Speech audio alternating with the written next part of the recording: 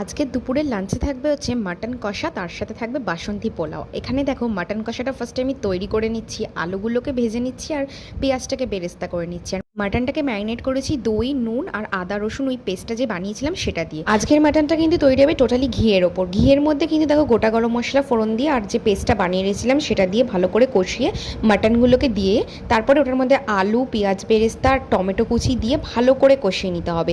কষানোর পর লাস্টে কিন্তু আমি চর্বিগুলোকে অ্যাড করবো। 30 মিনিটস লেগেছিল আমার এটা কষানোতে, তারপরে কিন্তু 10 মিনিটের জন্য এটা স্টিমে বসিয়ে দেবো।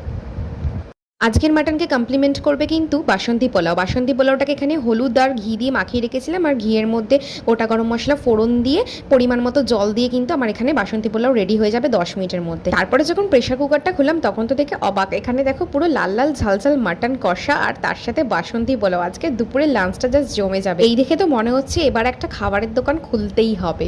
ভিডিওটা ভালো লাগলে